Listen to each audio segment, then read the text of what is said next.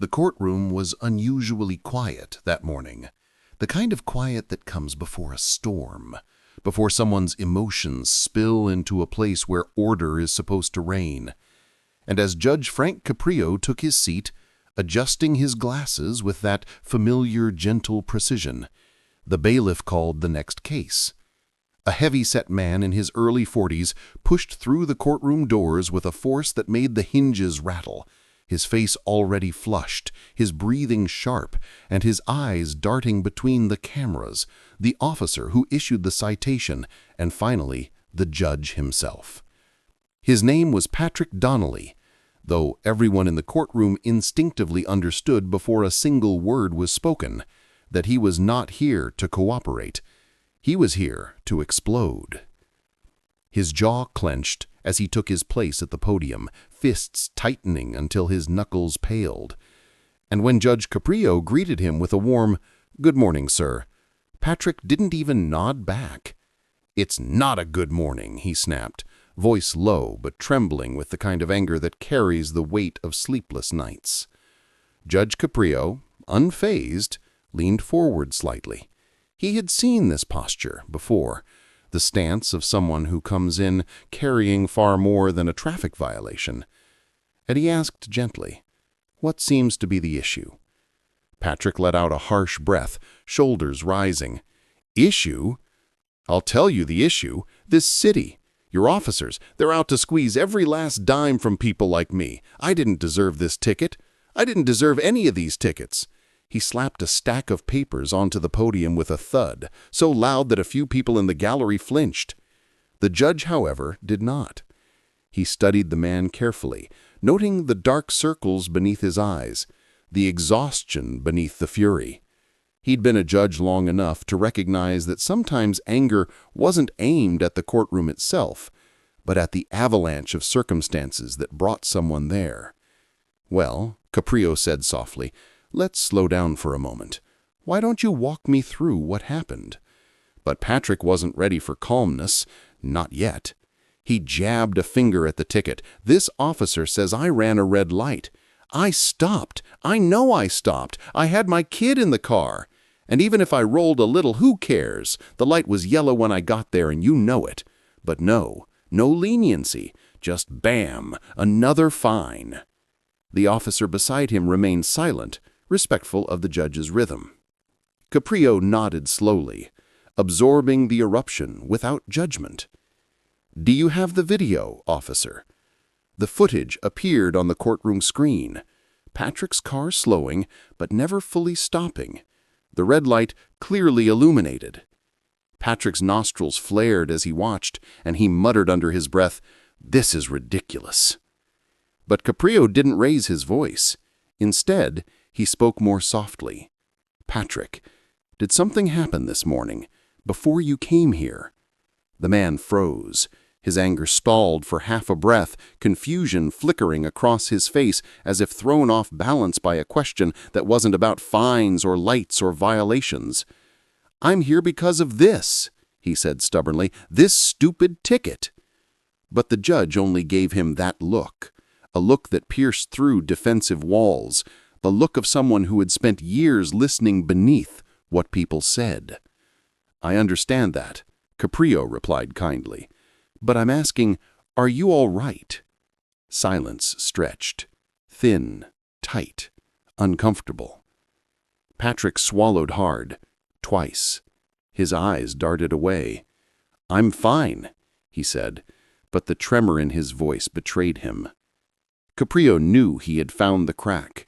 He softened further. "You came into this courtroom very upset, more upset than a ticket usually makes someone. If something else is weighing on you, you can tell me. This is a courtroom, yes, but it's also a place where we listen." The last word lingered, and something inside Patrick buckled. His shoulders dropped, not fully, but enough to show the first fracture of vulnerability. "I'm just tired, Judge," he whispered, though anger still pressed against the edges of his tone. "Everything's falling apart. Work, family, money. I'm doing everything I can, and it's never enough." A murmur rippled through the courtroom. Sympathy, not judgment. Caprio nodded slowly, his voice becoming almost paternal. "Why don't you tell me about it?" Patrick stared down at the podium, breathing raggedly. He didn't want to talk. He wanted to win. He wanted someone, anyone, to acknowledge how hard he had been fighting just to stay afloat. "My wife left," he blurted suddenly, 3 months ago, took my daughter with her. And she says she doesn't trust me to take care of her, says I don't have my life together, says I'm unstable, whatever that means. His voice cracked. "And now the custody hearing is next month, and I'm drowning in bills, and these fines, these stupid fines are going to make me look irresponsible." He covered his face with one hand, his breath shuddering visibly. For a long moment, nobody spoke. Then Caprio leaned in, elbows resting on the bench. "Patrick," he said gently, "you're not alone. Many people who walk through this courtroom are carrying heavy burdens. And sometimes a traffic violation opens the door to a conversation about something deeper." Patrick let out a harsh laugh, not at the judge, but at life itself. "Well, this deeper thing is ruining me, Judge. I'm losing my daughter. I can't afford a lawyer. I can barely afford rent." Caprio studied him carefully, then said, "You know, you remind me of a man from years ago. Came in here furious, ready to fight the whole world. He had just lost his job, thought everyone was against him. But sometimes what we need isn't punishment, but understanding." Patrick blinked, stunned that the judge was meeting his anger with warmth rather than force. "I don't need understanding," he muttered. "I need a break." "Maybe you need both." Patrick's breathing slowed, his fury no longer bursting outward, but simmering like embers. And the courtroom seemed to lean closer as Judge Caprio continued. "Let's go through this properly, one step at a time. You said your daughter was in the car. What's her name?" Patrick's lips parted, gentler than before. "Lila," he said. "She's 7. 7, Caprio repeated with a smile. "A lovely age. They ask more questions at 7 than judges do at 70. A few people laughed softly. Even Patrick's mouth twitched. And in that moment, the temperature in the courtroom shifted. Caprio folded his hands. "Tell me about Lila." Patrick hesitated. "She's everything. She loves drawing, loves animals, won't even kill a spider. She says every creature deserves a safe place." His voice softened with memory.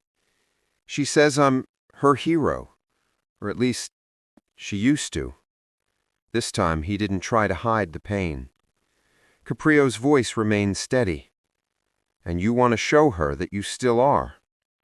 Patrick nodded slowly. "Yes, I do. But I keep messing up. Every time I try to get ahead, something else hits me. Work cuts my hours, my landlord raises the rent, my car breaks down, and then I get tickets like these, and it feels like the whole world is stacking evidence against me." "Life hits us hardest when we're already down," Caprio said. "But the measure of a person isn't whether they fall, it's whether they stand again. And you, Patrick, you are still standing." Something warm flickered in Patrick's eyes, though doubt still curled at the edges. "Barely," he whispered. "Barely is still standing," Caprio replied. "Barely means you're fighting." Then the judge turned to the officer. "Officer, based on what you observed, was there any safety risk?" The officer shook his head respectfully. "No, Your Honor, it was a technical violation, but no pedestrians, no cross-traffic. He slowed significantly." Caprio nodded. "And Patrick, had you fully stopped, you would not be here today." Patrick sighed. "I know, I screwed up. I was stressed. Lila was crying in the back seat because she forgot her school project at home. I wasn't thinking straight."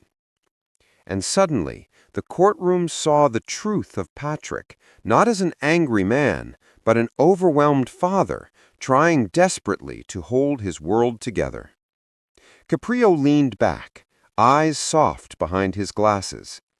"Being a parent does not come with instructions, but I can see clearly that Lila matters to you a great deal."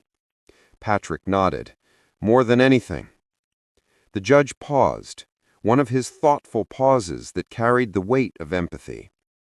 "Here is what I'm going to do," he said finally. "First, I'm going to dismiss this fine.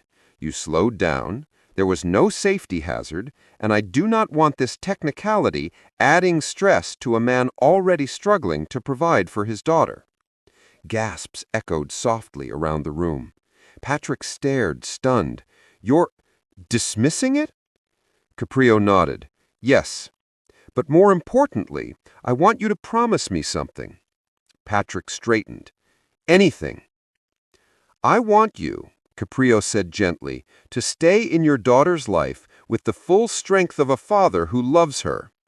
I want you to show her, not through perfection, but through perseverance, that she was right to call you her hero. And I want you to remember that heroes aren't flawless. They are courageous."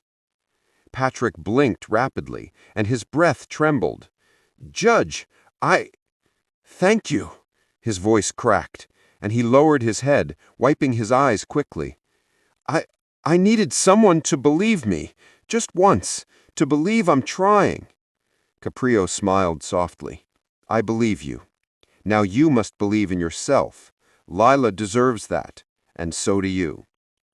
The courtroom was silent, not out of confusion, but reverence, because everyone understood they had witnessed something bigger than a case. It was a moment where anger transformed into hope. Patrick lifted his head, and for the first time since entering the courtroom, his expression softened completely. His shoulders relaxed, his breathing steadied. "Judge," he whispered, "I won't forget this." Caprio nodded warmly. "Good. Then we have both done our jobs today." As Patrick stepped away from the podium, he paused at the courtroom door.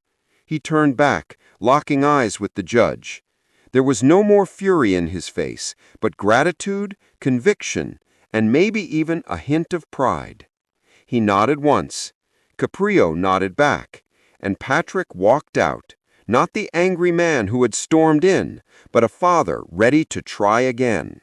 And long after he left, long after the cameras stopped recording, people would remember that moment. The day a judge did not punish an upset man for losing control, but helped him find it again.